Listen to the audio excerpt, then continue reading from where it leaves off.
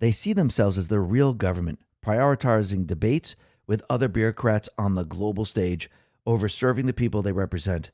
This is why critical issues like healthcare, education, and help for Helene victims are consistently neglected. So there's a parallel government, which is a shadow government that has been running the entire system.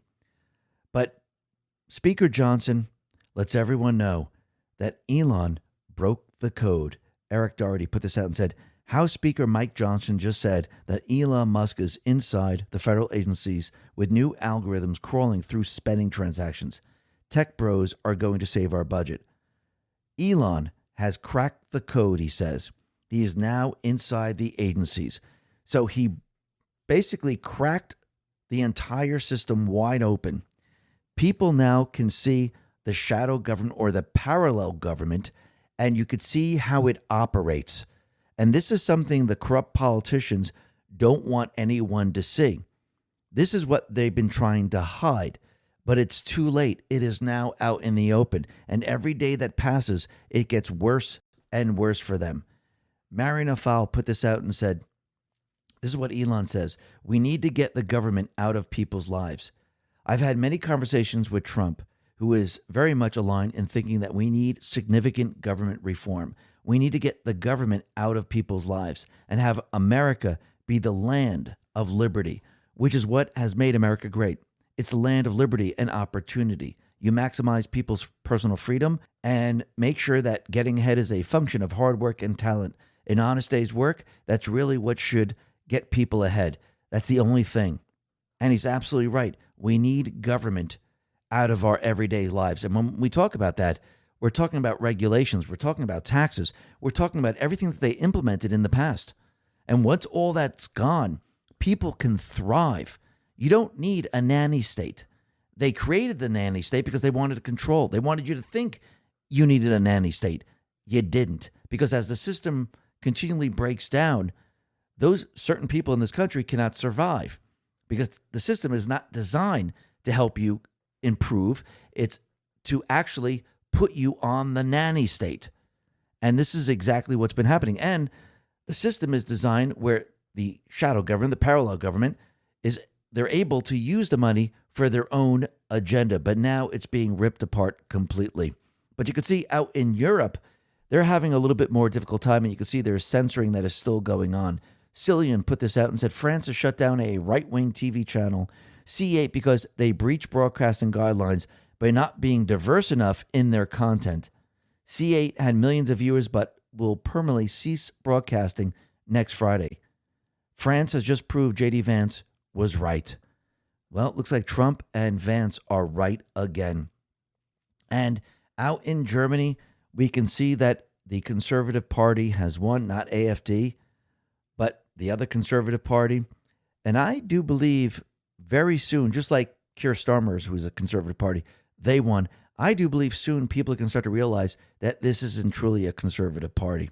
It's like a uniparty.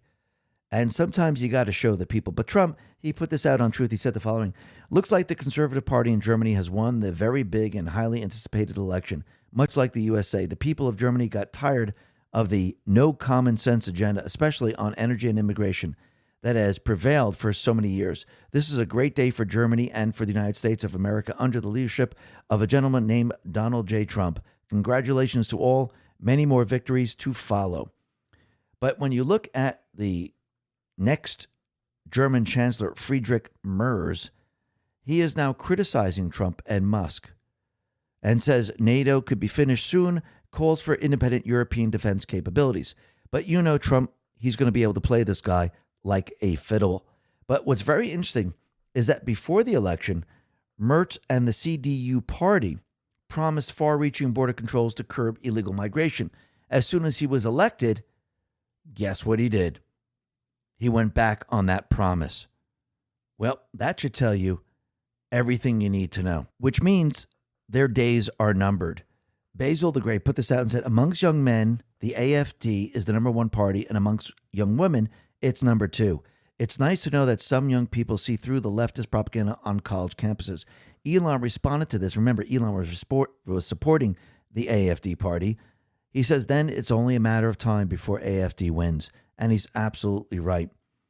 And we're going to see as time goes on, just like with Keir Starmer in the UK, people are going to start to rise up. Look at Nigel Farage's party. It is gaining traction. The AFD party is going to be gaining traction like we've never seen before. And these countries are going to start to realize that, hey, the CDU party is the uniparty. We need to go in a completely and utterly different direction. Just like in this country, people started to realize the rhinos, the Republican Party, wasn't truly a Republican Party. And now the people could see the truth. And look, a lot of these rhinos, what are they doing?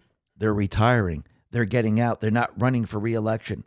Now, the other thing that's very interesting is that Europe, they are going to get rid of Starlink because they believe they have a better system called Iris 2.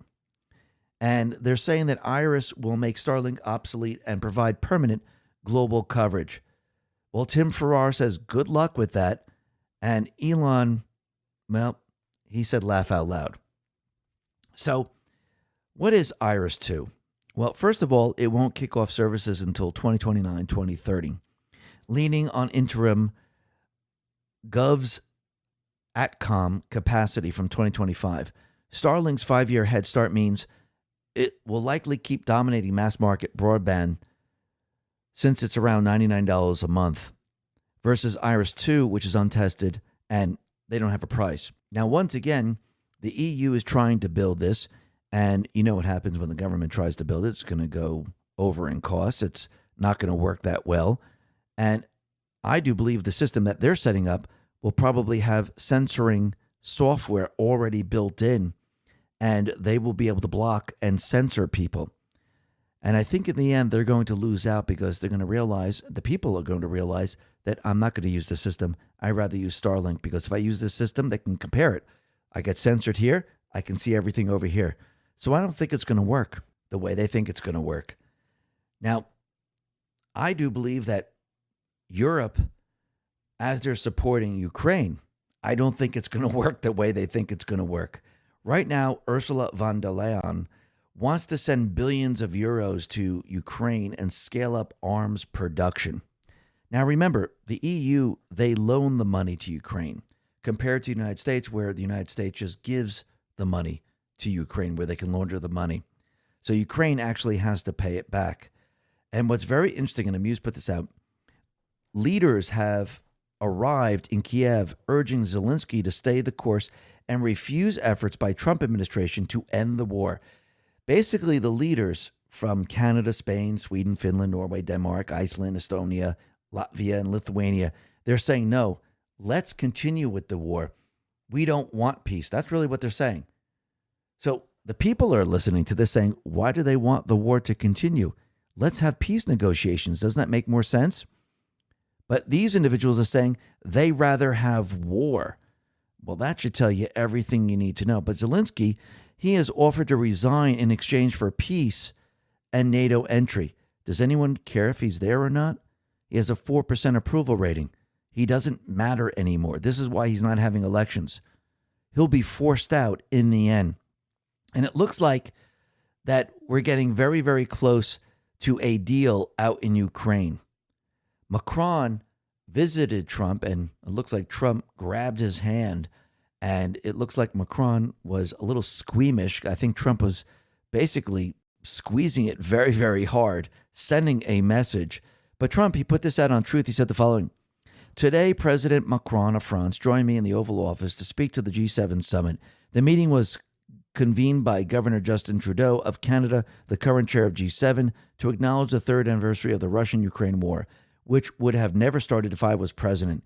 Everyone expressed their goal of seeing the war end, and I emphasized the importance of the vital critical minerals and rare earths deal between the United States and Ukraine, which we hope will be signed very soon.